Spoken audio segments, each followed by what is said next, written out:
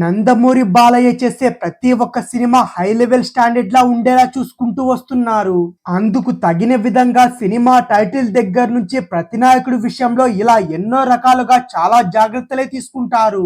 అయితే ఇప్పుడు బాలయ్య బాబీ కాంబినేషన్ లో చేస్తున్న ఎన్బికే 109 సినిమా కూడా ఇలాంటి స్ట్రాటజీనే ఫాలో అవుతున్నారు.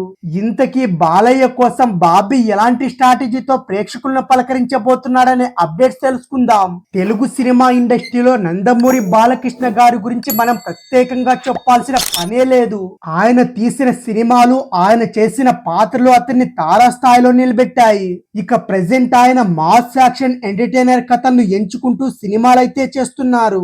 ఇక ఇప్పటికే వరుసగా బాలయ్య గారు 3 విజయాలు అందుకొని సీనియర్ హీరోలు ఎవరికి సాధ్యం కాని విధంగా హ్యాట్రిక్ కూడా నెలకొన్నాడు. ఇక ఇప్పుడు బాబీ డైరెక్షన్ లో ఎన్బికే 109 అనే వర్కింగ్ టైటిల్ తో ఓ సినిమా చేస్తున్నాడు. అయితే ఈ సినిమాలో విలన్ గా బాబీ డియోల్ నటిస్తున్నట్టు కూడా తెలుస్తుంది. ఇక అనిమల్ సినిమాలో బాబీ డియోల్ పాత్ర చాలా బాగుంటుంది. ఆయన ఒక్క డైలాగ్ కూడా చెప్పకుండానే తన విలనిజాన్ని పండించాడు. అయితే ఈ సినిమాలో ఆయన పాత్ర కూడా చాలా కొత్తగా ఉండబోతున్నట్టు తెలుస్తుంది. ఇక ఈయన రీసెంట్ గా ఈ సినిమా సెట్ లో అడుగు పెట్టడం కూడా జరిగేసింది. ఇదే విషయాన్ని సినిమా యూనిట్ కూడా అఫీషియల్ గా ప్రకటన కూడా చేయడం కూడా విశేషంగా చెప్పుకోవచ్చు. ఇక ఇప్పటికే సినిమాలో దుల్కర్ సల్మాన్, షైన్ టామ్ చాకోలు కూడా ఈ సినిమాలో కీలకమైన పాత్ర నటిస్తున్నారనే వార్తలు కూడా వస్తున్నాయి.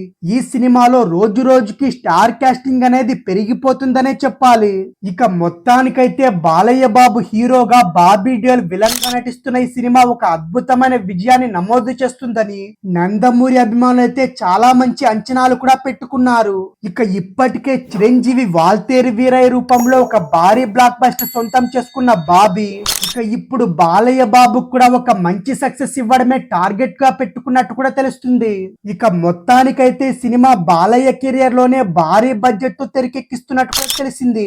ఈ సినిమాను సితారా ఎంటర్టైన్మెంట్ అండ్ ఫ్యాక్షన్ ఫోర్ సంయుక్తంగా నిర్మిస్తున్నాయి. ఇదిలా ఉంటే సినిమాకు సంబంధించి వీరమాస్ అనే టైటిల్ పెట్టబోతున్నట్టు అఫీషియల్ గా తెలుస్తుంది.